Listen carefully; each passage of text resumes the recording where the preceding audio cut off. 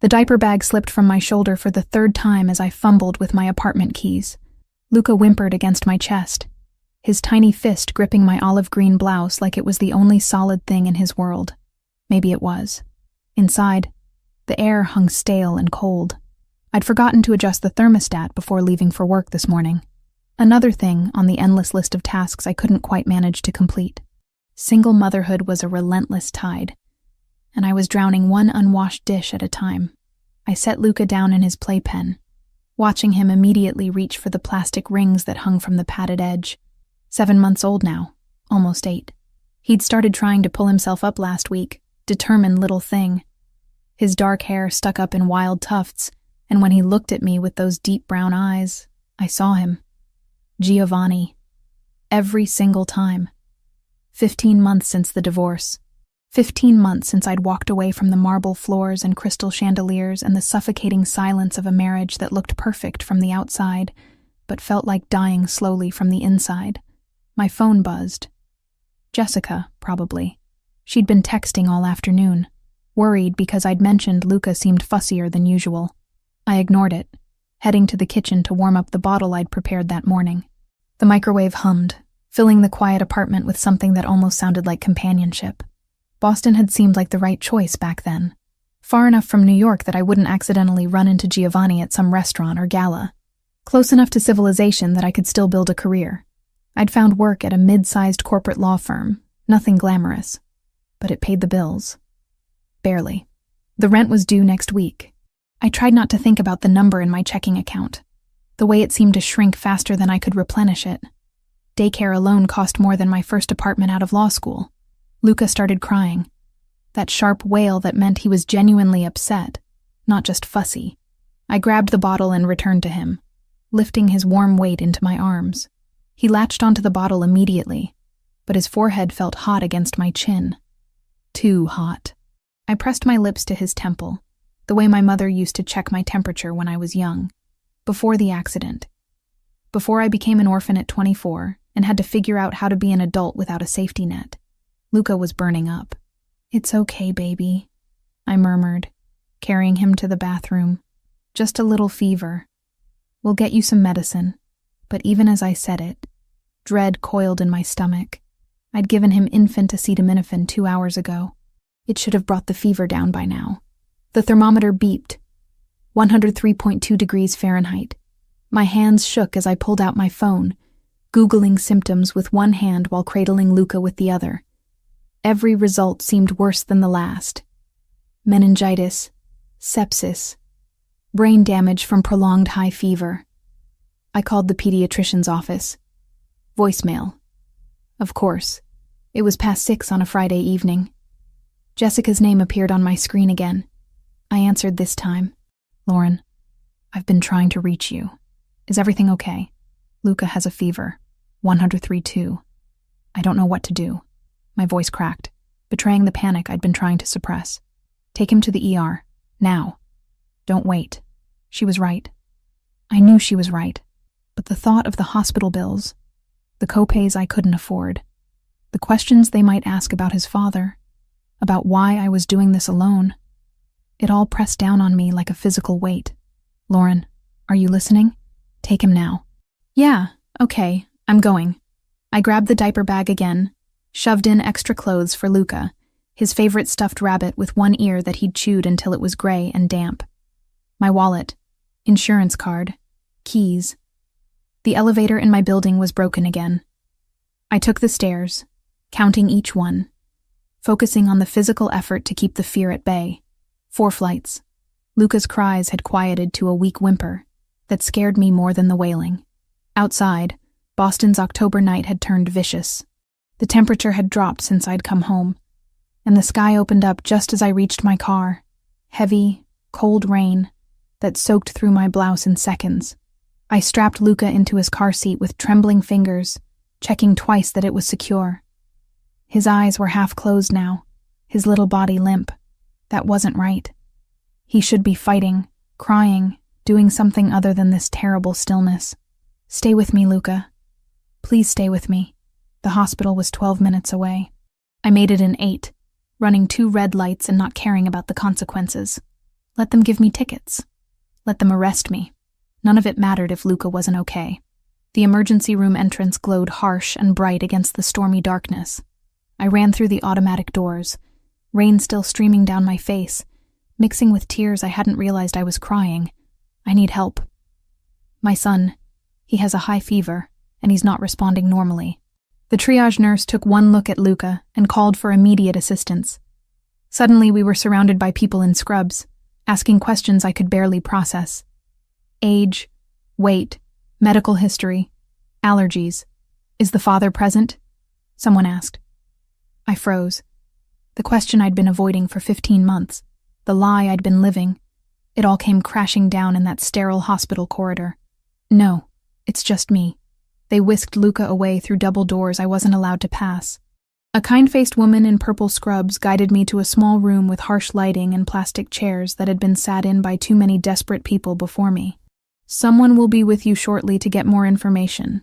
Try to stay calm. Stay calm. As if that was possible when my entire world was 7 months old and burning up somewhere beyond those impenetrable doors. I collapsed into one of the chairs, my wet clothes leaving dark patches on the plastic.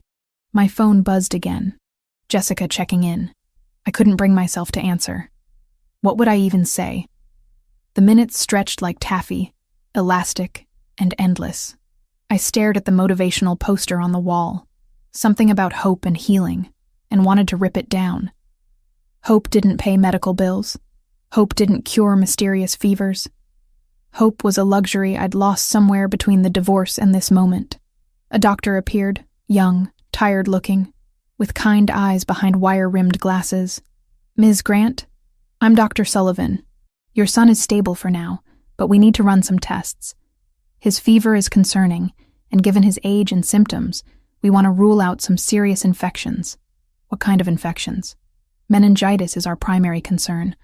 We'll need to do a lumbar puncture. The room tilted. A spinal tap? It's the only way to know for certain. But I need you to authorize the procedure, and I need complete medical history, particularly his father's. Does he have any history of immune disorders, genetic conditions, anything we should know about? Giovanni's face flashed in my mind. Strong jaw, dark eyes that missed nothing, the scar on his chin from a fight he'd never explained. I knew almost nothing about his medical history. He'd never shared that kind of vulnerability with me. Never let me pass the carefully constructed walls he'd built around himself.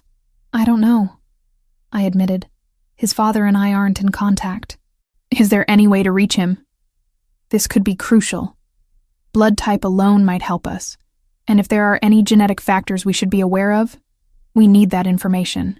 My throat closed. For 15 months, I'd kept Luca's secret. Told myself it was for the best. Giovanni had made it clear he didn't want children. Had shut down every conversation I'd tried to have about our future. When I'd discovered I was pregnant a month after the divorce was finalized, I'd been standing in a new apartment in a new city, starting a new life. Telling him had seemed like surrendering that fresh start, like giving him power over me again.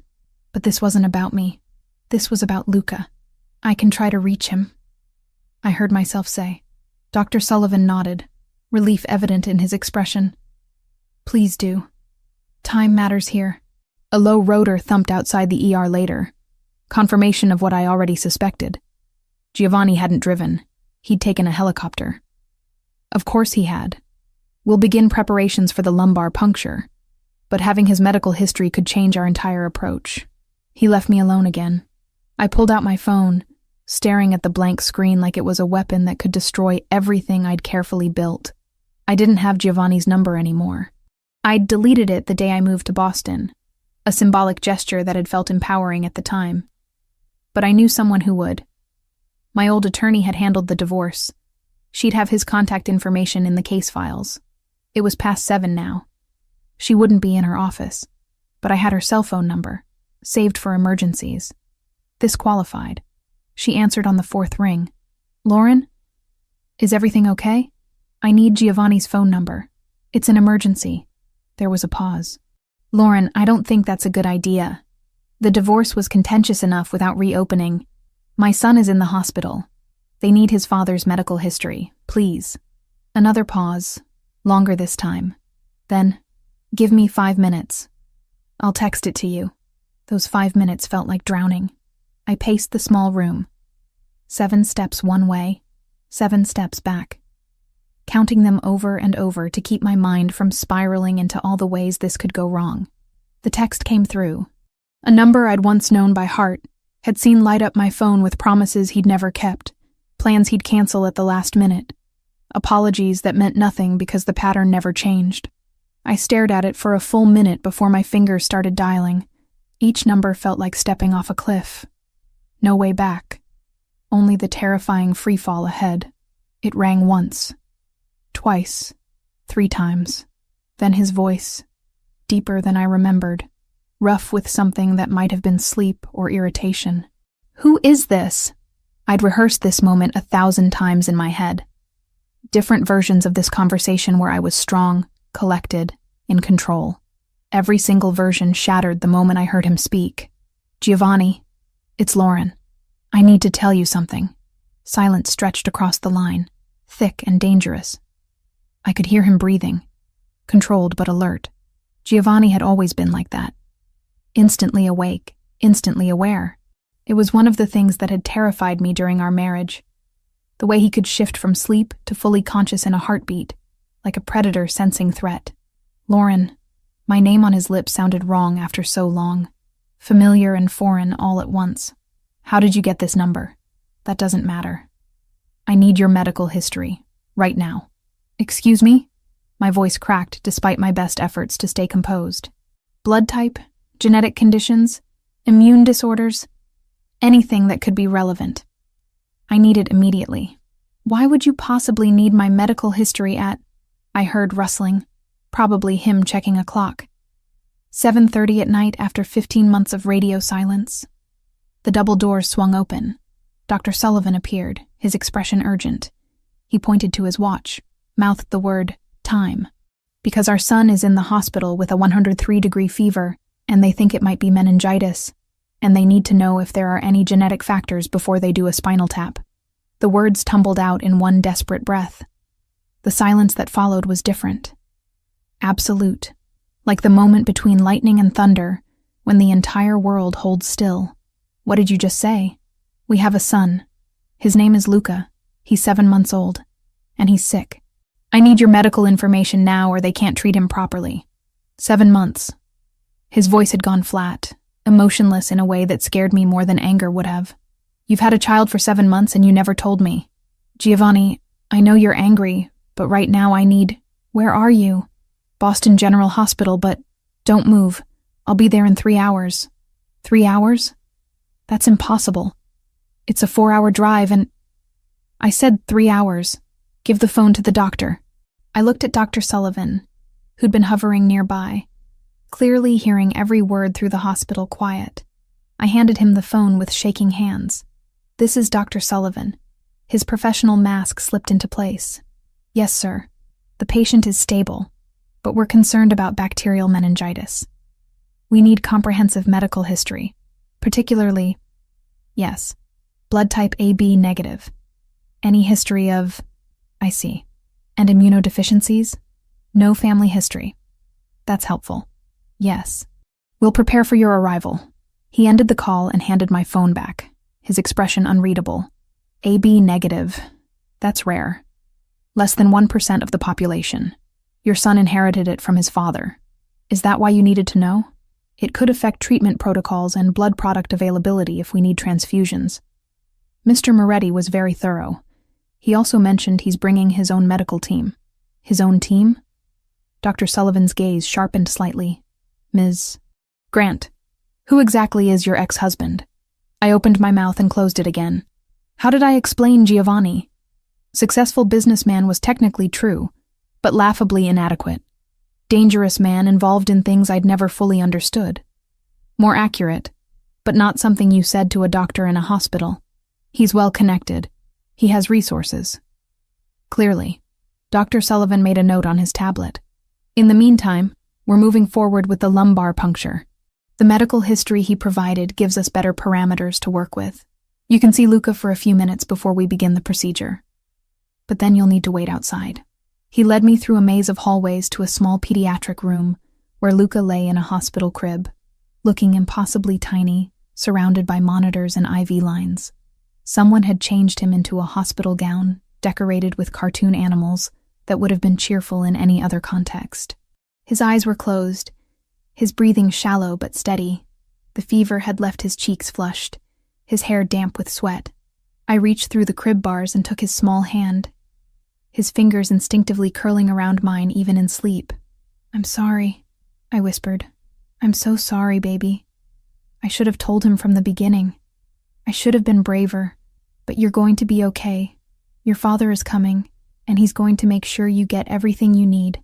A nurse entered quietly, began checking the monitors. She had kind eyes, the sort that had probably seen too many scared parents in rooms like this. "He's a fighter, your little one. Strong grip, good vitals considering the fever. We'll take good care of him. Thank you. You should try to rest while you can. Once your husband arrives, it sounds like things might get complicated." "Ex-husband," I corrected automatically. She gave me a knowing look. "Honey, I've been doing this for 23 years.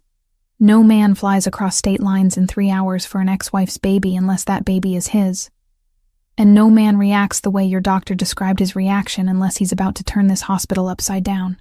She left me alone with Luca for 5 more minutes before another nurse came to take him for the procedure.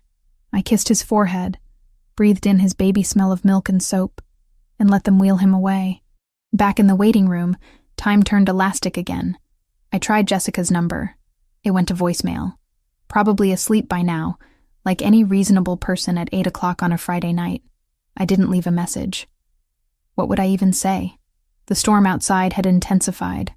I could hear thunder rattling the windows, see lightning flash across the dark sky. Appropriate weather for the moment, my carefully constructed life began to collapse. Giovanni was coming. Giovanni, who I'd loved desperately and left decisively. Giovanni who'd shut me out of every part of his real life while expecting me to play the perfect wife in public. Giovanni, who'd made it abundantly clear he didn't want children when I'd tried to discuss our future. I'd asked him once, 6 months into our marriage, if he ever thought about having a family. We'd been in bed, one of the rare nights he'd actually been home before midnight, and I'd felt brave enough to broach the subject. "Why would I want that?" he'd said, not unkindly, but with absolute finality. "Children are targets, liabilities. Anyone in my position knows better than to give the world that kind of leverage." I hadn't understood what he meant then. Too naive to grasp the reality of his world. I'd just heard the rejection, felt it settle into my bones like a weight I'd carry through the rest of our doomed marriage. So when I'd seen those 2 pink lines on the pregnancy test a month after signing divorce papers, standing in my new Boston apartment with boxes still unpacked around me, I'd made a choice. I'd chosen to protect my child from becoming what Giovanni feared most. A target. A liability. Leverage. Now, watching the storm rage outside, I wondered if I'd protected Luca at all or just delayed the inevitable. A commotion at the emergency room entrance snapped me from my thoughts. Raised voices. The sound of someone trying to impose rules and being completely ignored. I stood up, drawn toward the noise even though I knew what I'd find. Giovanni Moretti strode through the emergency room like he owned it. And maybe he did. Maybe he owned half of Boston, and I'd just never known. He wore a black suit despite the hour, perfectly tailored, not a thread out of place. His dark hair was slightly damp from the rain, pushed back from his face in a way that highlighted the sharp line of his jaw, the scar on his chin that I'd once traced with my fingers in the dark. Behind him came 3 other men, also in suits, moving with the same predatory grace. One of them carried a medical bag, the private doctors he'd mentioned. His eyes found mine across the crowded emergency room. The world seemed to contract to just that moment, that look. I saw fury there, barely contained, but underneath it, something else. Fear. Raw and real and so unlike him that I almost didn't recognize it. He crossed the distance between us in seconds.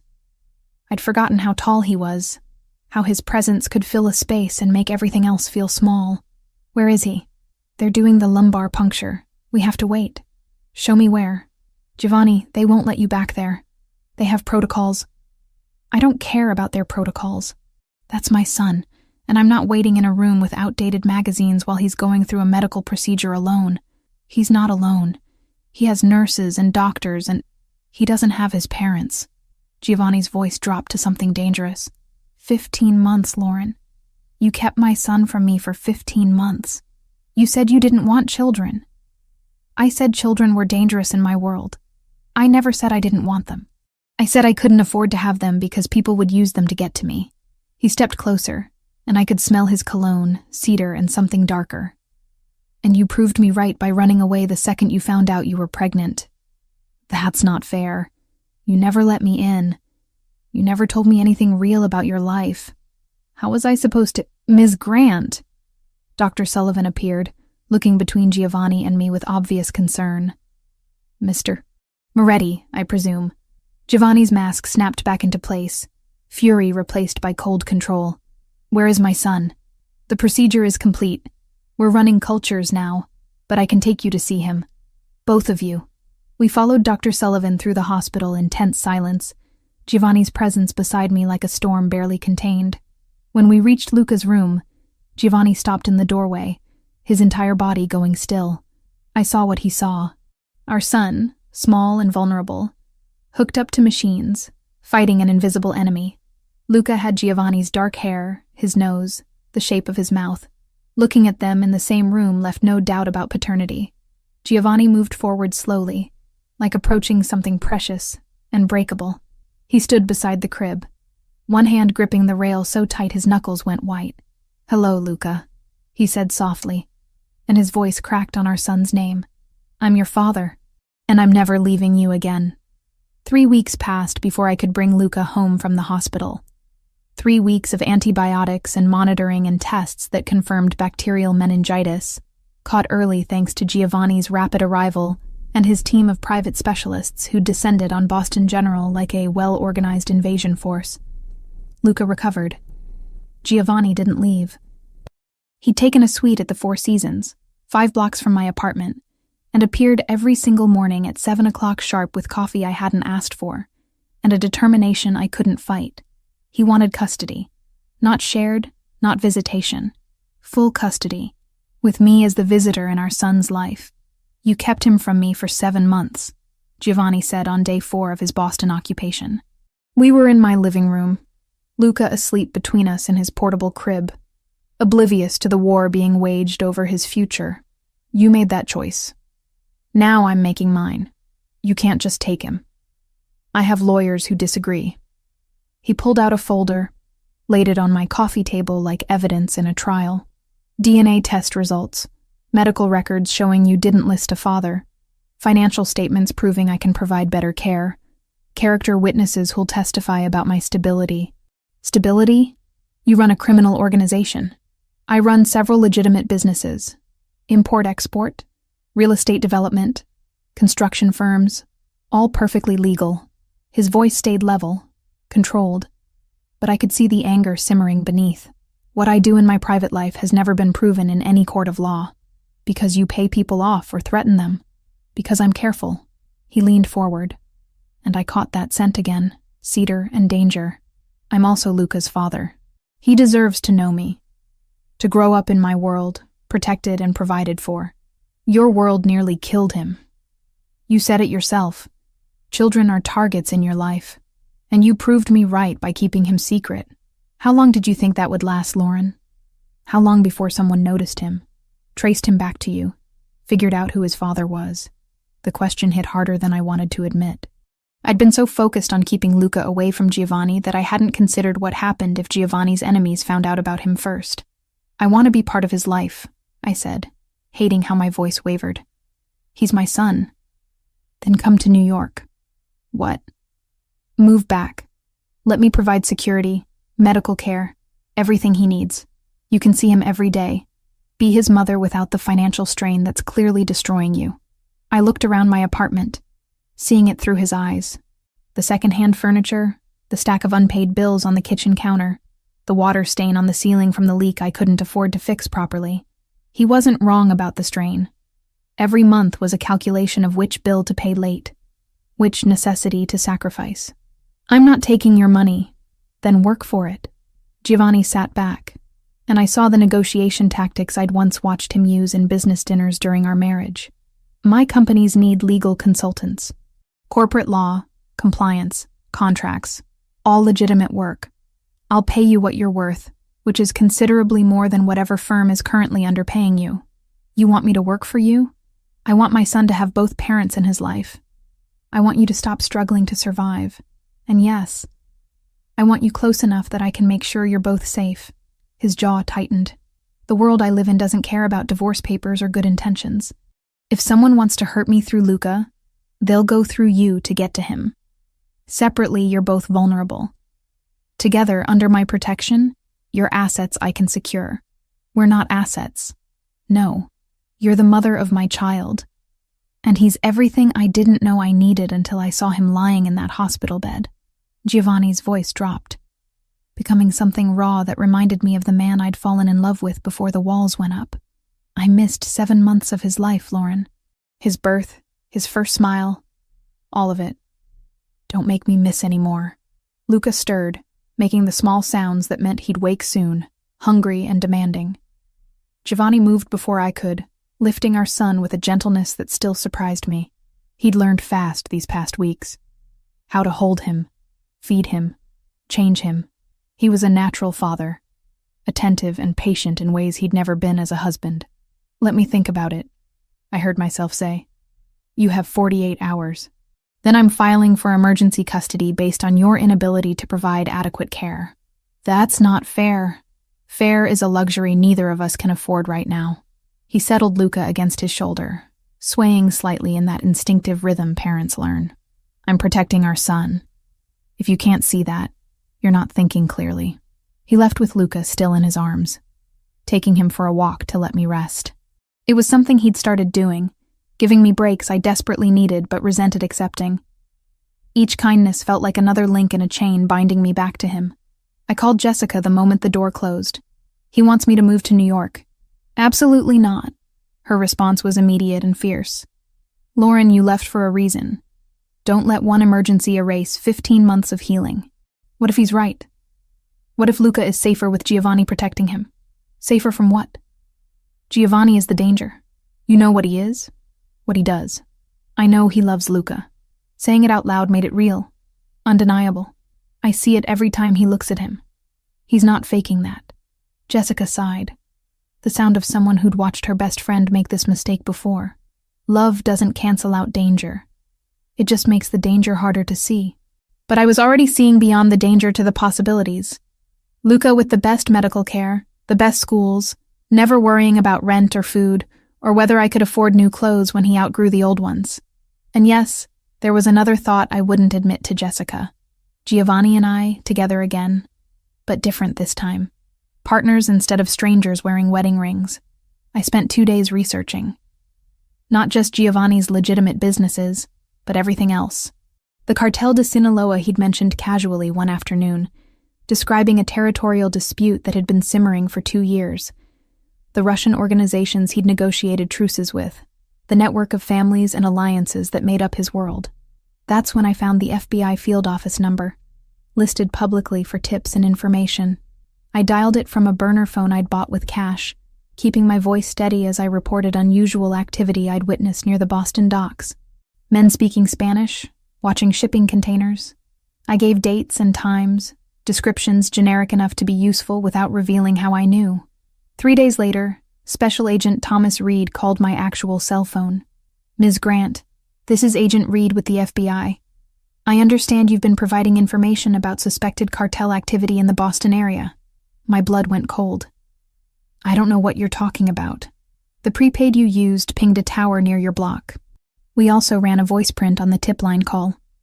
It matched a public recording of you from a bar admissions panel. You're not in trouble.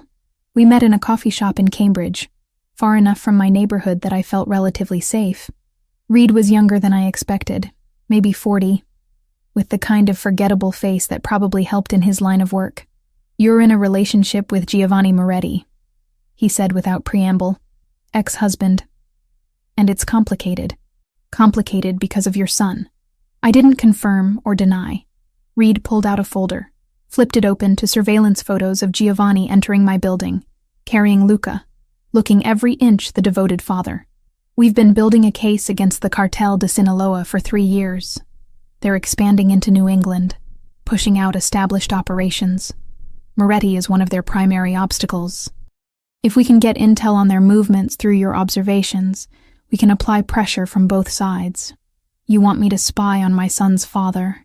I want you to help us prevent a war that could turn Boston's streets into a battlefield. Reed leaned forward. The cartel doesn't care about collateral damage. If they decide Moretti needs to go, they'll take out everyone around him, including you and your child. Why should I trust the FBI more than Giovanni? Because we're bound by laws, rules, oversight. Moretti answers to no one. Reed closed the folder. Think about it. If you decide to help, call this number. If not, watch your back. Because whether you choose to see it or not, you're already in the middle of this. He left me sitting there with a business card burning a hole in my pocket, and choices that felt more like traps closing from every side. Giovanni showed up that evening as usual, but this time he had papers. Lease agreement for an apartment in Manhattan. Upper East Side near Central Park. 3 bedrooms, security, parking. Already furnished. You can move in whenever you're ready. I haven't decided yet. Then decide now. I've enrolled Luca with a pediatric practice affiliated with Columbia Presbyterian. Best doctors in the country. His first appointment is next week. You can't just make decisions without consulting me. I'm making decisions that protect our son. You can either be part of that or fight me and lose. Giovanni set the papers on my table, then placed another envelope beside them. Contract for legal consultation services. Salary, benefits, everything we discussed. All you have to do is sign. I looked at him. Really looked. At 35, Giovanni Moretti was a man who'd built an empire through calculated risk and ruthless execution. But right now, holding our son while offering me a way forward, he looked almost vulnerable, almost like the man I'd married before everything went wrong. I need guarantees. Name them. I maintain custody, joint legal custody, with equal say in all major decisions about Luca's life. Agreed. The work I do stays legal. I won't be part of anything questionable. Agreed. And if I ever want to leave, you won't stop me. Giovanni's expression hardened. I can't promise that. Not if it means taking Luca somewhere I can't protect him. At least he was honest. More honest than he'd been during our entire marriage. Fine. Then I get to establish my own contacts, my own network. I'm not just your employee or Luca's mother. I'm still my own person. As long as those contacts don't compromise our son's safety. They won't. I signed the papers, watching my signature transform everything I'd built into something new and uncertain. In 2 weeks, I'd be back in New York, living in Giovanni's world again. But this time, I had Agent Reed's card hidden in my wallet, and a plan forming that Giovanni would never see coming. I was going to protect Luca from every angle, even the ones his father couldn't anticipate, even if it meant playing a game more dangerous than anything I'd faced before. The apartment Giovanni provided wasn't what I expected. Upper East Side, 14 floors up with views of Central Park through floor-to-ceiling windows that probably cost more than my entire year's salary in Boston. 3 bedrooms, marble countertops, furniture so pristine I was afraid Luca would destroy it within a week. But it was the men I noticed first, standing on the corner when I left for Luca's pediatric appointment, sitting in parked cars outside the building entrance, following 3 steps behind when I walked to the small playground 2 blocks away. Giovanni's security, he'd explained when I'd asked. Discreet, but constant. For our protection. Except after a month of living in New York, I'd learned to recognize Giovanni's men. They wore dark suits, but moved with a particular efficiency, communicated through earpieces, positioned themselves at strategic points. Professional, controlled. These other men were different. Rougher. They watched instead of protected. Studied instead of guarded. I mentioned it to Giovanni during one of his daily visits.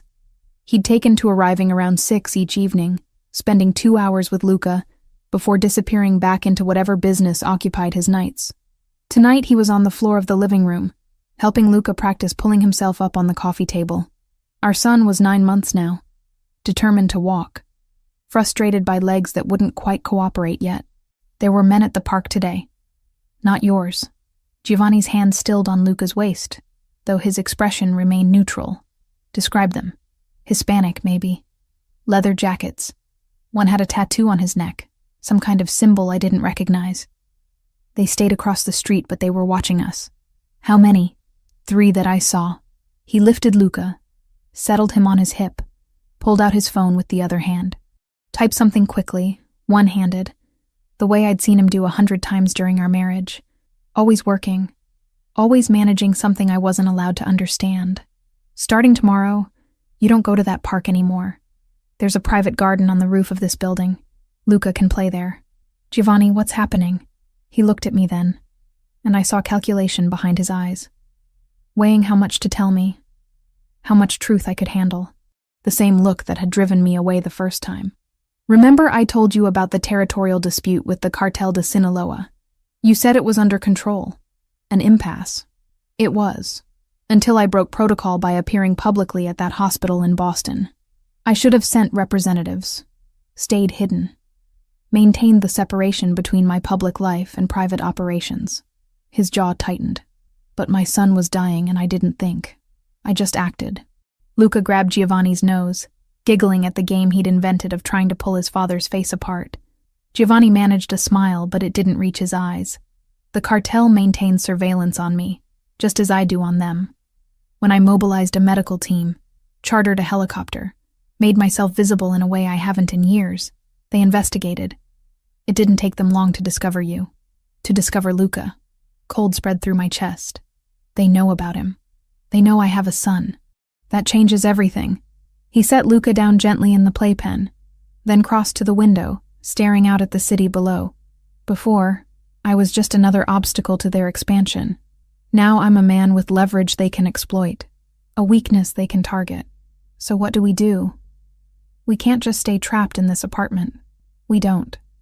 Tomorrow you both move to my primary residence in Westchester. 40 acres, complete security system, guards I've personally vetted. It's the safest location I have. You want me to live with you? I want my son protected. You're part of that equation whether you like it or not. Before I could respond, my phone buzzed. Jessica, calling for the 3rd time today.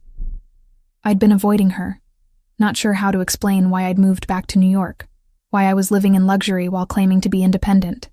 I let it go to voicemail again. Your friend is persistent, Giovanni observed.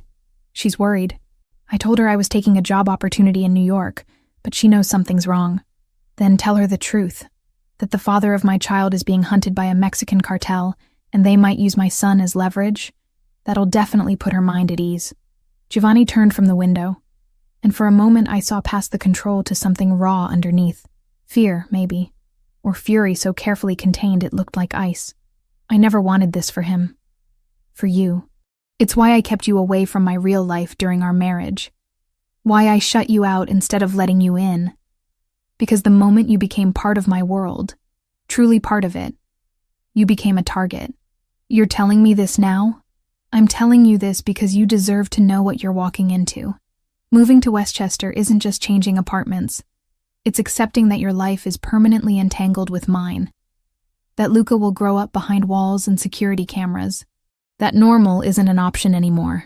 I looked at our son, happily chewing on a plastic ring, oblivious to the danger circling him like sharks sensing blood in water. I thought about Agent Reed's card hidden in my wallet, about the choice I'd already made to play both sides of this war. When do we leave? Tomorrow morning. I'll have everything arranged. That night, after Giovanni left, I called Jessica back. She answered on the first ring. Finally. I was about to drive to New York and hunt you down myself. I'm sorry. Things have been complicated. Complicated how? Lauren, you disappeared from Boston, moved to New York, and you're being weirdly vague about everything. What's going on? I wanted to tell her. Wanted to unload every terrifying detail onto my best friend and let her help me figure out what to do. But the words stuck in my throat, trapped by the knowledge that the more she knew, the more danger she'd be in. Giovanni and I are trying to co-parent. It's messy and strange, and I'm figuring it out as I go. Are you safe? The question hit harder than it should have. Was I safe? I was living in a gilded cage, surrounded by guards, preparing to move to a fortified estate because drug cartels wanted to hurt the father of my child. Safe seemed like a concept from another lifetime. I'm fine. Luca's fine. I promise. You're a terrible liar, Lauren Grant. Always have been. I know. But right now, this is all I can give you. She sighed. That particular sound of frustrated acceptance. Okay. But I'm here if you need me. Whatever's happening, whenever you're ready to talk, I'm here. After we hung up, I sat in the dark living room, watching the city lights blur through tears I hadn't realized were falling. Tomorrow I'd move into Giovanni's world completely. Tomorrow I'd become what I'd fled from 15 months ago. But tomorrow I'd also keep my son safe. And that was all that mattered. The next morning arrived too quickly. Giovanni's men loaded our belongings into black SUVs with tinted windows, while I dressed Luca in warm clothes for the November chill. He babbled happily, treating the commotion like an adventure. The drive to Westchester took 45 minutes through morning traffic. I watched the city give way to suburbs, then to estates hidden behind stone walls and iron gates. Giovanni's property appeared suddenly, the gate sliding open before our vehicle even stopped. Security so seamless it was invisible until you looked for it. The main house was massive, stone and glass and modern lines that somehow looked both imposing and elegant. Nothing like the Manhattan penthouse we'd shared during our marriage. This was a fortress disguised as a home. Giovanni was waiting on the front steps, having driven separately. He opened my door personally, lifted Luca from his car seat with practiced ease. "Welcome home," he said, and I hated how the words made something in my chest ache with a longing I thought I'd buried. Inside, the house was all clean lines and expensive minimalism, but there were touches I recognized from our marriage. The painting he'd bought at an auction in Milan. The coffee table we'd picked out together in the brief period when he'd let me help decorate our shared space. I had a room prepared for Luca on the second floor. Yours is across the hall. I assumed you'd have put me in a different wing entirely. I want him close, and you need to be close to him. His dark eyes met mine. This isn't a prison, Lauren. You have full access to everything. The security is to keep threats out, not to keep you in. But as I explored the house that afternoon while Luca napped, I saw the cameras, the reinforced doors, the panic buttons disguised as light switches. This was a beautiful prison. The walls were just made of marble instead of bars. That night, I texted Agent Reed from a burner phone I'd bought before leaving Boston. Moved to Westchester, Moretti's primary residence. Cartel confirmed surveillance. May have more information soon. His response came immediately. Be careful. You're in the center of the target now. I deleted the messages, destroyed the SIM card, and went to check on Luca. He slept peacefully in his new nursery, surrounded by monitors and guards and every protection money could buy. And I wondered if protection and prison were really that different after all. 6 weeks in Giovanni's fortress changed me in ways I didn't want to acknowledge. The nightmares started the second week. Always the same. Men with tattoos and cold eyes taking Luca from his crib while I stood frozen, unable to move or scream. I'd wake gasping, drenched in sweat, checking his nursery monitor obsessively until dawn painted the sky gray. Giovanni found me on one of those nights, curled in the hallway outside Luca's room at 3 a.m. I hadn't heard him approach, too focused on watching my son's chest rise and fall through the crack in the doorway. How long have you been sitting here? I jumped, pressing a hand to my racing heart. I don't know. An hour, maybe. He crouched beside me, still dressed despite the hour. Always working, always managing threats I couldn't see. The same dream? I'd mentioned the nightmares once, casually, pretending they didn't matter. Of course he'd remembered. Giovanni forgot nothing. They feel so real. I can see their faces. Hear Luca crying for me. Come on. He stood, offered his hand. You can't sleep in the hallway. I can't sleep anywhere. Then we'll sit somewhere more comfortable while you don't sleep. I let him pull me up, too exhausted to argue. We ended up in his study, a room I'd avoided since moving in. It smelled like him, cedar and leather, and that indefinable scent that brought back memories of better nights in our marriage. He poured 2 glasses of whiskey, handed me one without asking. I took it, let the burn chase away the lingering panic from the dream. It's getting worse, I admitted. During the day, I check on him constantly. Every sound makes me think someone's breaking in. I know it's irrational. The security here it's not irrational. It's survival instinct. Giovanni settled into the chair across from me, his face half shadowed by the single lamp burning on his desk. You witnessed a real threat. Your brain is trying to protect Luca by staying hyper-alert. It's normal. Normal would be sleeping through the night. Normal died the moment you became part of my world. The bitterness in his voice surprised me. I studied him across the dim space, seeing exhaustion etched into the lines around his eyes, tension in shoulders that never fully relaxed. Do you have nightmares? I asked. Every night for the last 20 years. About what? He swirled his whiskey, watching the amber liquid catch the light. About all the things I've done, the people I've hurt, the choices that can't be undone. His eyes lifted to mine. About losing the few things that matter. The air between us felt charged, heavy with words neither of us dared speak. This was the Giovanni I'd glimpsed during our marriage, the one who existed beneath the control and calculations. Vulnerable and raw and utterly human. Why did you really shut me out? The question escaped before I could stop it. During our marriage, why didn't you let me in? Because letting you in meant making you a target. Every vulnerability I showed you was information someone could use against me. Against us. He leaned forward, elbows on his knees. My father taught me that lesson early. Love is weakness in my world. Family is liability. The moment you care about something, you give your enemies ammunition. But you have Luca now. You clearly care about him. And look what happened. The cartel discovered him within weeks.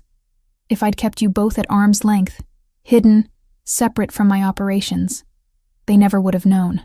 His jaw clenched. I proved my father right by choosing emotion over strategy. You're not your father. No, I'm worse. Because I knew better and I still couldn't stay away.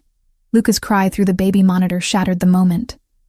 I stood quickly, grateful for the interruption, for an excuse to escape the intensity of Giovanni's gaze. I'll get him. Let me. Giovanni was already moving, taking the stairs 2 at a time. I followed, watching him lift our son with a gentleness that still caught me off guard. Luca had started pulling himself up on furniture, determined little fists gripping anything stable while his legs wobbled beneath him. Hey, little man. Bad dream? Giovanni swayed slightly, that unconscious rhythm parents learn. Luca settled immediately, stuffing his thumb in his mouth. Your mother has those too. Must be genetic. Trauma, not genetics. In our family, they're the same thing. I wanted to argue but couldn't. Giovanni's world was violence disguised as business, power maintained through fear. And now Luca was part of it, whether I wanted him to be or not. Over the following weeks, I threw myself into work.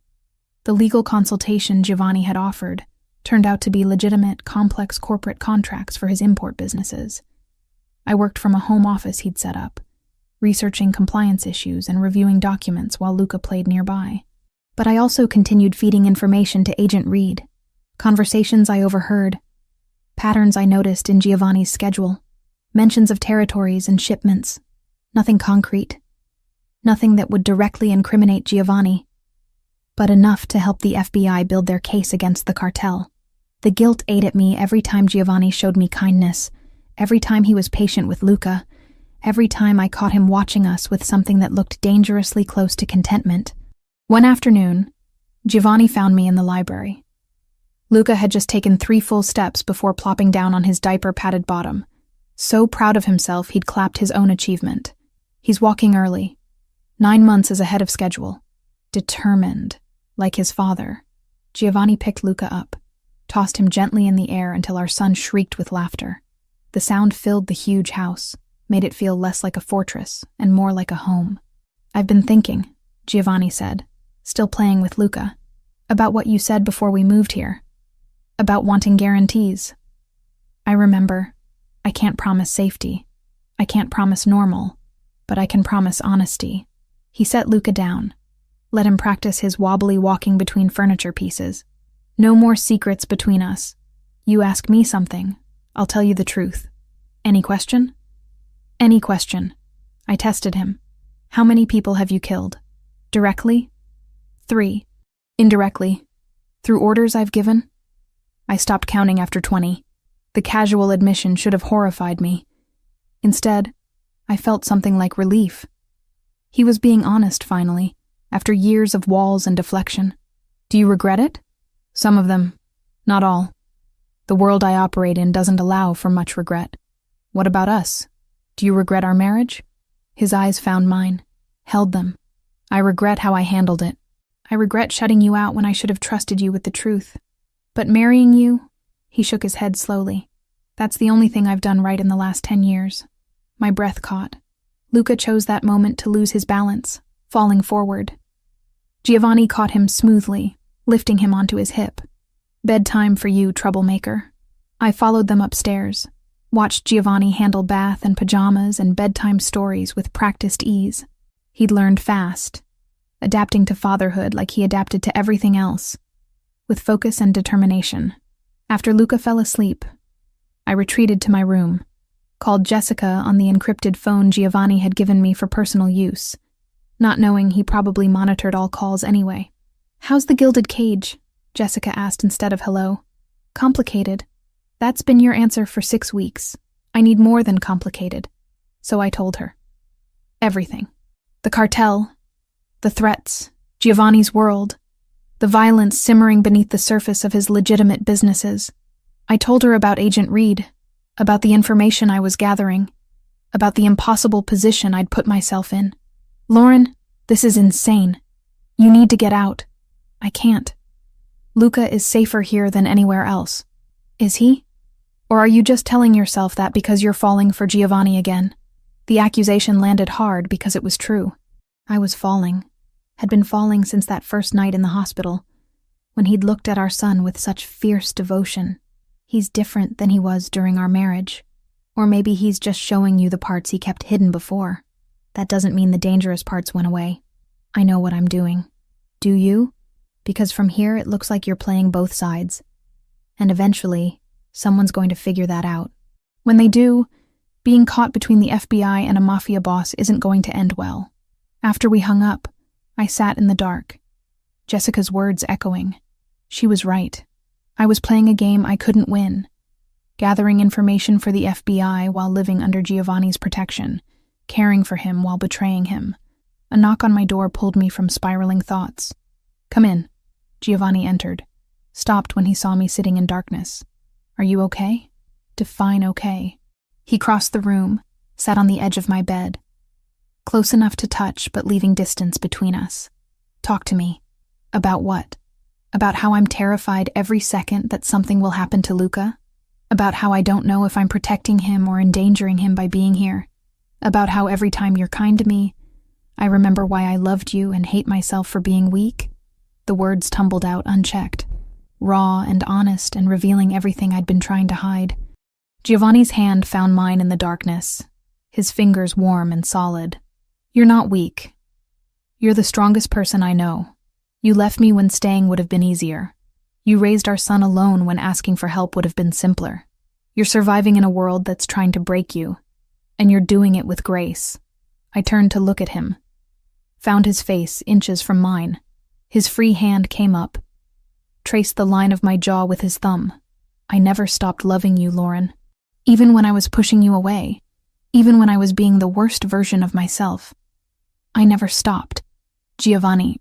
He kissed me then, soft and tentative, asking rather than demanding. And I kissed him back, falling into the familiar taste of him, the solid warmth of his body against mine. It felt like coming home and jumping off a cliff simultaneously. When we broke apart, both breathing hard, reality crashed back. We can't do this.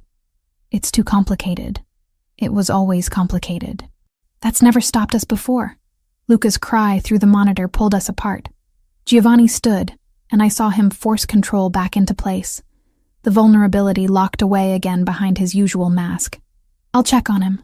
After he left, I touched my lips, still feeling the pressure of his kiss, and wondered how much longer I could keep playing both sides before everything collapsed. The drones appeared 3 days after Giovanni kissed me. Small, dark shapes against the November sky, circling the property perimeter like mechanical vultures. I spotted the first one from Luca's nursery window while changing his diaper. Watched it hover near the eastern tree line before disappearing. Giovanni's security team moved immediately. Within an hour, the property went into lockdown. Additional guards materialized from somewhere, positioning themselves at strategic points I hadn't even known existed. The house transformed from fortress to bunker in the time it took me to feed Luca lunch. "They're testing our response times," Giovanni explained that evening. We stood in his security office, a room I'd only glimpsed before, watching feeds from 47 cameras positioned throughout the estate, mapping weak points, calculating how many men we have, where they're stationed. The cartel? Who else? He zoomed in on footage from the north gate, enhanced the image until I could see tire tracks in the mud. They've been quiet for weeks. I should have known that meant they were planning something. Luca sat in a portable playpen we'd brought down, stacking blocks with intense concentration. Almost 10 months old now, he'd mastered walking and was working on running, much to everyone's anxiety. He had no concept of the danger surrounding him, no understanding that men with guns watched his every outdoor appearance through scopes and surveillance equipment. What happens now? Now I meet with them, face to face, neutral territory. Try to negotiate before this escalates into open war. Giovanni's jaw clenched. The muscle jumping in a way I'd learned meant he was calculating odds, running scenarios. The meeting is set for next week. That's insane. You just said they're mapping the property? This could be a trap. It's definitely a trap. The question is whether I can turn it to my advantage. Over the next week, I watched Giovanni prepare with the same meticulous attention he'd once applied to legitimate business deals.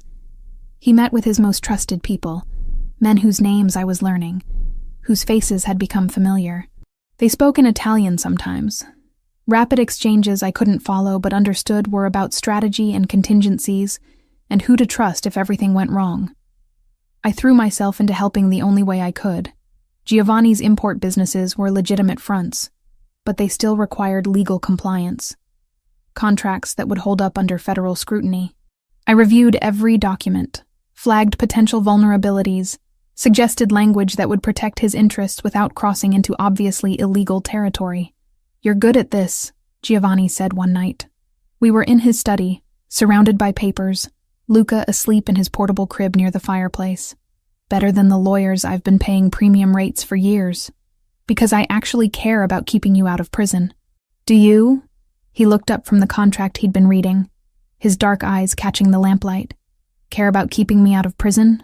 The question felt loaded with more than he was asking. I met his gaze, refused to look away even though my heart hammered against my ribs. I care about Luca having his father. The rest is complicated. Everything with us has always been complicated. He wasn't wrong. Since that kiss, we'd been dancing around each other, carefully maintaining distance while the air between us stayed charged with tension. I'd catch him watching me when he thought I wasn't looking. He'd find excuses to brush past me in hallways, his hand landing on my lower back in that possessive way that made my breath catch. But we hadn't crossed that line again. Not with so much uncertainty. Not with the cartel circling and Agent Reed waiting for information I still hadn't figured out how to provide without destroying everything. Speaking of which, Reed had been persistent. 3 encrypted messages in the past week alone, each more urgent than the last. The FBI knew about the upcoming meeting. They wanted details, location, timing, anything that would let them set up their own surveillance. I'd been stalling, claiming I didn't have access to that information. It was partly true. Giovanni kept the specifics close, sharing only what I needed to know. But I could have asked. Could have used the trust he was rebuilding with me to extract what Reed wanted. I just couldn't bring myself to do it. "I've been thinking," Giovanni said, pulling me from my spiral of guilt, "about what happens if the meeting goes badly. Don't. Lauren, we have to be realistic. These men want me dead or weakened. They want access to my territory, my operations. The only thing stopping them from making a move is uncertainty about how my organization would respond to my death. So don't give them the chance. I have to end this. I can't raise Luca in a war zone. Can't have you both living behind walls and cameras forever." He stood, crossed to where I sat, crouched down so we were eye level. But if something happens to me, I need to know you and Luca will be protected. Nothing's going to happen to you. Maybe not. Probably not. But I didn't survive this long by failing to plan for worst-case scenarios. He pulled a folder from his desk drawer, handed it to me. Legal documents. Full custody to you. Trust fund for Luca. Access to accounts that will keep you comfortable for the rest of your life. Instructions for my second-in-command about your protection. My hands shook as I opened the folder, saw my name on page after page of legal text. He'd thought of everything, anticipated every possibility except the one where I couldn't imagine him gone. Giovanni, you don't have to do this now. Yes, I do. Tomorrow I meet with the cartel's leadership. Tomorrow I walk into a situation where I'm outnumbered and relying on honor among thieves to keep me breathing. Tonight, I make sure my son is protected no matter what. Luca stirred in his crib, making the small sounds that meant he'd wake soon. Giovanni went to him automatically, lifted him with the gentle competence that still caught me off guard. Our son blinked sleepily, then smiled at his father with such pure joy it cracked something open in my chest. Hey, troublemaker, did we wake you? Giovanni swayed slightly, that unconscious rhythm. Your mama and I are just talking about boring grown-up stuff. Nothing for you to worry about. But I was worried. Terrified, actually. The thought of Luca growing up without his father, of Giovanni walking into danger tomorrow and not walking back out, made it hard to breathe. Stay, I heard myself say. Tonight, stay with us. Giovanni's eyes found mine over Luca's head. Lauren, I don't want to be alone tonight. I don't want you to be alone. Whatever happens tomorrow, tonight we should be together. He nodded slowly, something raw and vulnerable crossing his face before he controlled it. Okay. We took Luca upstairs together, went through the familiar bedtime routine that had become our shared ritual. Bath, pajamas, story time. Luca fought sleep like he always did, determined not to miss anything, until finally his eyes drifted closed and his breathing evened out. Giovanni stood over the crib for a long time after, just watching our son sleep. I stood beside him, our shoulders touching, both of us silent with thoughts too heavy to speak aloud.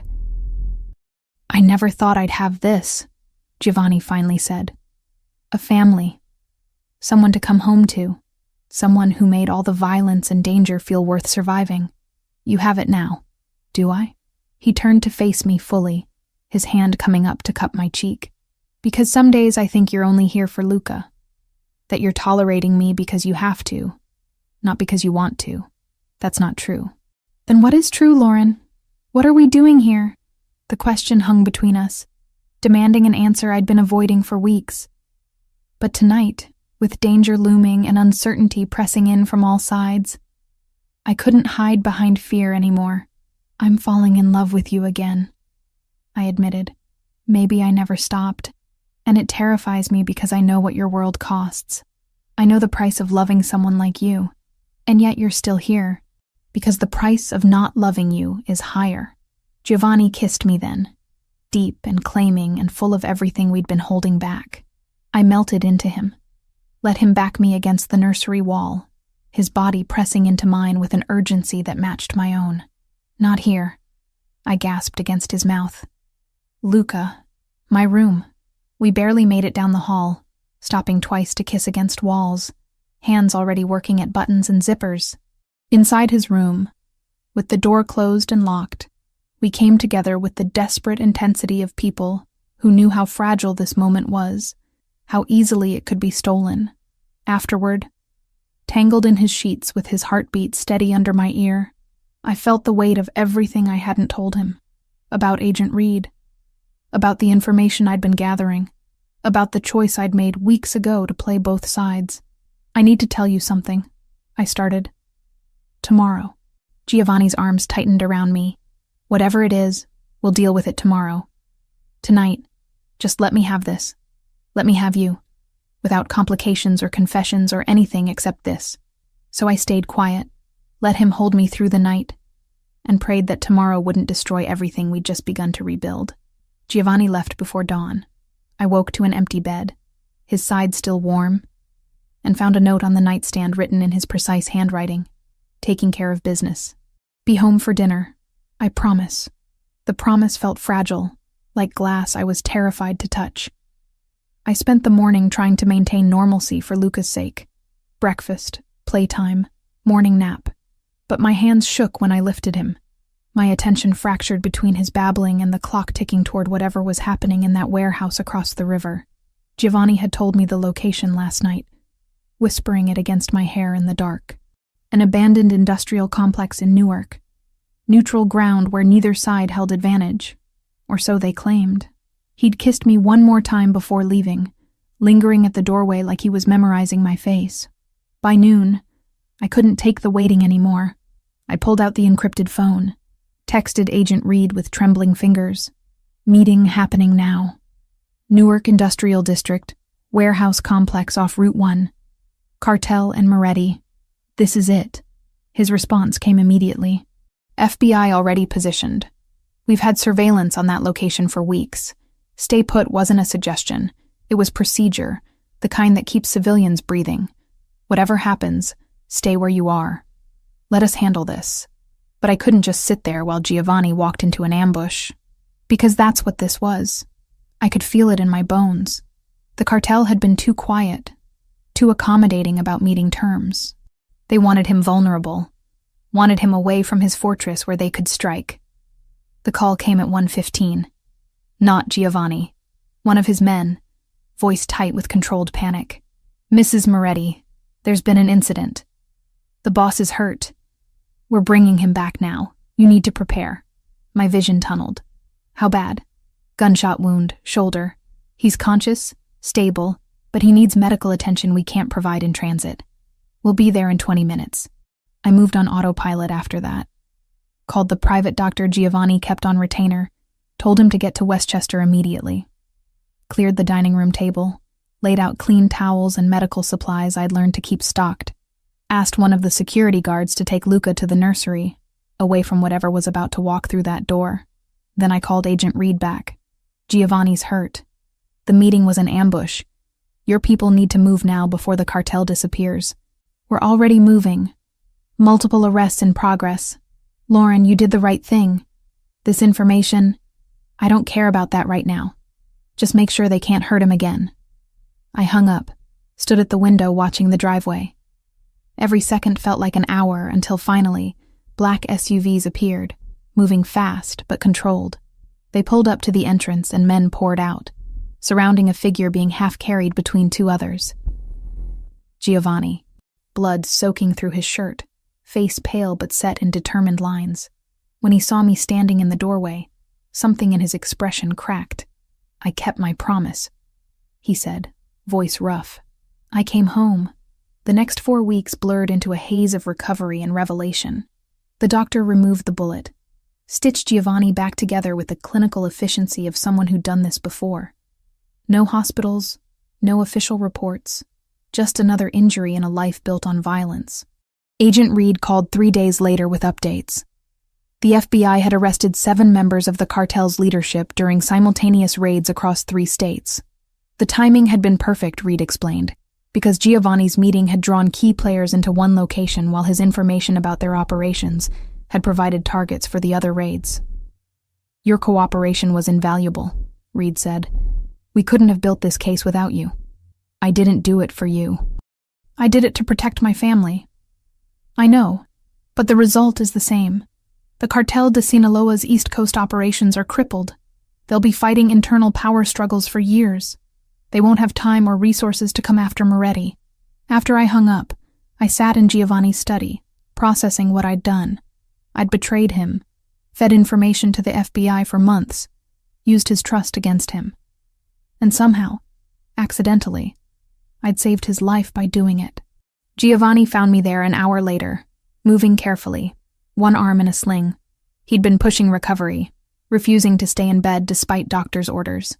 You're supposed to be resting. I've been resting for 3 days. I'm going insane.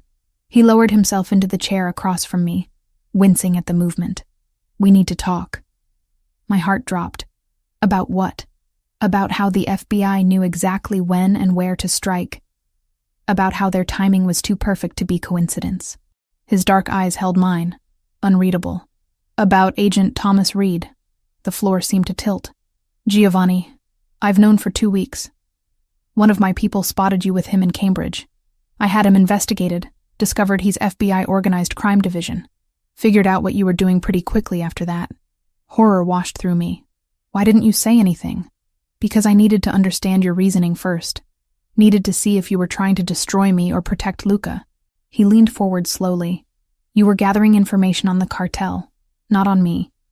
Every piece of intelligence you passed to Reed was about their operations, their movements. You never gave him anything that would hurt my legitimate businesses. I was trying to help. The cartel was hunting us, and the FBI had resources you didn't. You thought you could protect our son by playing both sides. Giovanni's expression softened. You were right. The arrests Reed made yesterday removed every major player who wanted me dead. The organization is in chaos. It'll be years before they're a threat again, if ever. You're not angry? I'm furious. You lied to me, betrayed my trust, put yourself in danger by working with federal law enforcement. He paused. But I also understand why you did it. You saw an option I couldn't see because my pride wouldn't let me cooperate with the FBI. You made an impossible choice to keep Lucas safe. I stood up, unable to sit still any longer. I should have told you. Should have trusted you with the truth instead of sneaking around behind your back. Yes, you should have. Giovanni rose too, crossed to where I stood. But I should have let you in during our marriage. Should have trusted you with the truth about my world instead of shutting you out. We've both made mistakes. His good arm came around me, pulling me against his chest. I could feel his heartbeat, steady and strong, alive when he could have been dead. The doctor says you'll make a full recovery. I whispered against his shirt. I always do. I'm too stubborn to die. Don't joke about that. I'm not joking. I'm promising. He tilted my chin up, forced me to meet his eyes. I can't promise a life without danger. Can't promise the world I operate in will ever be completely safe. But I can promise I'll always fight to come home to you and Luca. That I'll use every resource, every advantage, every ruthless tactic I know to survive. Because losing you again isn't an option. I was an idiot to leave you the first time. You were brave. You had standards, boundaries I wasn't willing to respect. But we're different now. I'm different. You've seen the worst of what I am, and you're still here. I'm still here because I love you. Because watching you walk out that door knowing you might not come back was the most terrifying thing I've ever experienced. Because I'd rather live in danger with you than in safety without you. He kissed me then, deep and claiming and full of promise. When we broke apart, both breathing hard, I saw something in his expression I'd never seen during our marriage. Not just love or desire, but partnership. Respect. Trust earned through fire and blood and impossible choices. Reed wants me to testify if any of the cartel cases go to trial, I said eventually. Will you? Only if you're okay with it. Only if it won't put us in more danger. Giovanni considered, his strategic mind already calculating angles. Testify. Help them build airtight cases. The more cartel leadership we keep locked up, the safer Luca is. I'll provide additional security during any trial proceedings. You're really okay with me cooperating with the FBI? I'm okay with you doing whatever keeps our family safe. Even if it means working with people I'd normally consider enemies. He smiled slightly. Besides, having contacts in federal law enforcement might prove useful in the future, as long as they understand the boundaries. Over the following weeks, Giovanni healed, and our life found new equilibrium. The cartel's leadership remained in federal custody, charged with racketeering, drug trafficking, and attempted murder. The organization splintered into factions fighting for control, too busy with internal wars to threaten us. Giovanni's legitimate businesses thrived without the constant pressure of territorial disputes. I continued my legal work, now officially consulting for both his companies, and occasionally for the FBI when cases overlapped with organized crime. We weren't normal. Would never be normal, but we were together, and we were safe, and that was more than I'd ever dared hope for. One evening, I found Giovanni in Luca's nursery, watching our son sleep. Almost 11 months old now, Luca was walking everywhere, getting into everything, fearless and determined like his father. What are you thinking about?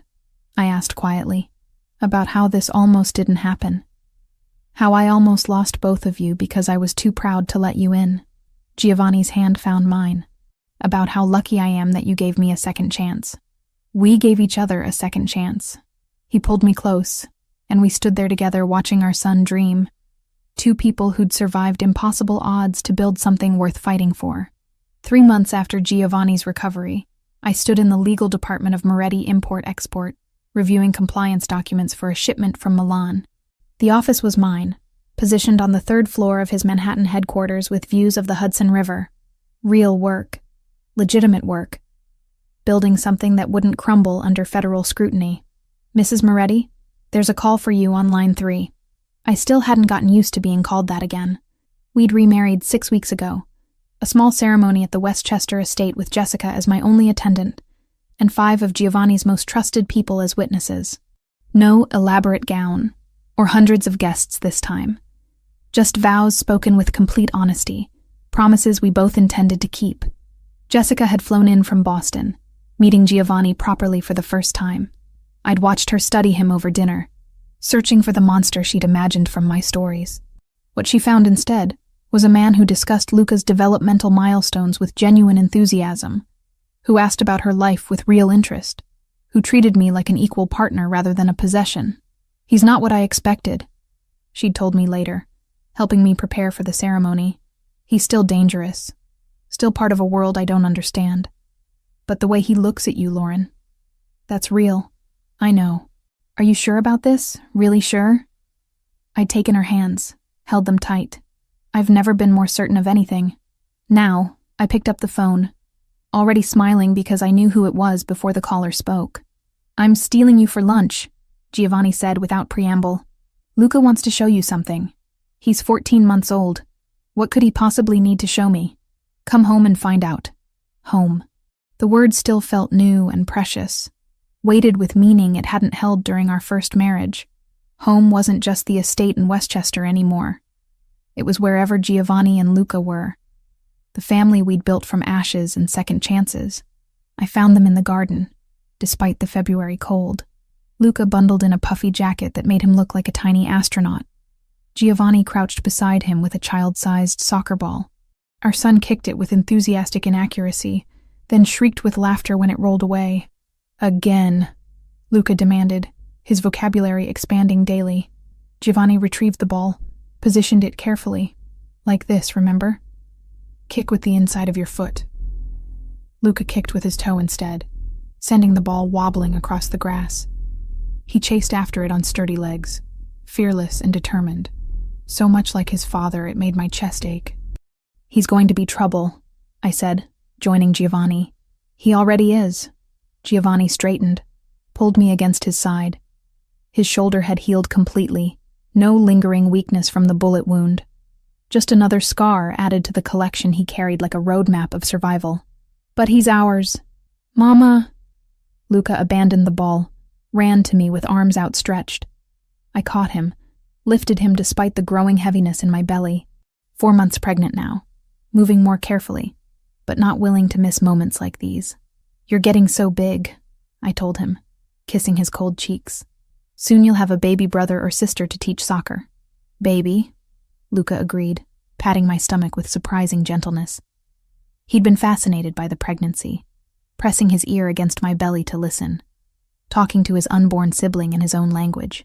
This pregnancy was different from the first in every way that mattered. Planned, celebrated, shared. Giovanni had been at every doctor's appointment, his hand in mine during ultrasounds, his voice steady when I'd panicked about complications or worried I couldn't love another child as much as I loved Luca. You have an infinite capacity for love, he'd told me. That's your superpower. That's what makes you strong enough to survive my world. Agent Reed had closed his investigation 2 months ago, satisfied with the convictions they'd secured. The cartel's East Coast operations remained in shambles, leadership imprisoned or dead, the organization too fractured to pose immediate threat. Reed had offered me permanent consultant status with the FBI, which I'd declined. I was done playing both sides, done with the weight of secrets. Giovanni and I had built something better, partnership based on honesty, however brutal that honesty sometimes was. He told me about his businesses, the legitimate and the questionable, trusting me to understand the difference and help maintain the boundaries. I told him my fears, my doubts, my moments of wondering if I'd made the right choice. "I never wanted this life for you," Giovanni had said during one of those vulnerable late-night conversations. "I wanted to give you safety, normalcy, everything you deserved. I wanted partnership. I wanted to be seen as your equal, not something precious to protect. You're giving me that now. That's everything." Luca squirmed to be put down, returned to his soccer practice with single-minded determination. Giovanni and I stood together watching him, my back against his chest, his arms around me, and the child growing inside me. "Do you ever regret it?" I asked, "letting me back in, taking the risk of having a family, every single day?" I turned in his arms, ready to argue, and saw the smile tugging at his mouth. "I regret every moment I wasted keeping you at arm's length during our first marriage. Every choice I made out of fear instead of love. Every day I could have had with Luca that I missed." His hand came up, traced the line of my jaw. "But regret what we have now? Never. Not for a second." The baby kicked, hard enough that Giovanni felt it through my shirt. His expression transformed into wonder, the same look he'd worn at every ultrasound, every milestone. This was a man who'd thought family meant weakness, vulnerability to exploit. Now he understood it meant strength, purpose, something worth fighting for. "Come on," I said, taking his hand. "Let's go inside before we all freeze. I'll make hot chocolate and you can read Luca his afternoon story. The one about the brave knight? He likes that one because the knight reminds him of you. The knight always wins in those stories. Real life isn't that simple." "No," I agreed, watching Luca chase his ball one more time before scooping him up. "But we're still here. We're still together. That's winning enough for me." Inside, the house that had once felt like a fortress now felt like home. Luca fell asleep during the story, exhausted from his soccer practice, his small hand curled around Giovanni's finger. We sat there long after he drifted off, neither of us willing to break the moment. Jessica called that evening, checking in like she did every week since the wedding. "How's Married Life version 2.0? Better than the original," I admitted. "Different. Real. And you're happy? Genuinely happy, not just surviving." I looked across the room where Giovanni was assembling a crib for the nursery, refusing help despite my offers, determined to build something with his own hands for his second child. "I'm happy," I said, and meant it completely. After we hung up, Giovanni abandoned the crib to join me on the couch, pulling me against him with the casual possessiveness I'd learned to treasure instead of resent. "I love you," he said quietly. "I don't say it enough, but I love you more than I thought I was capable of loving anything. I know. I love you too." Outside, snow began to fall, coating the grounds in white, muffling the world beyond our walls. Tomorrow would bring new challenges, new threats Giovanni would have to navigate, new choices we'd face together. But tonight, we had this: family, truth, love built on foundation of scars and survival, and stubborn refusal to give up on each other. My phone buzzed with a text from the legal department about a contract needing review. Giovanni's buzzed with something he'd handle in the morning. Luca stirred in his crib upstairs, settling back to sleep without waking. The baby kicked again, reminding me of the future growing inside me. This was our life now. Complicated, dangerous, imperfect, but ours. And I wouldn't trade it for any version of safety that meant losing him.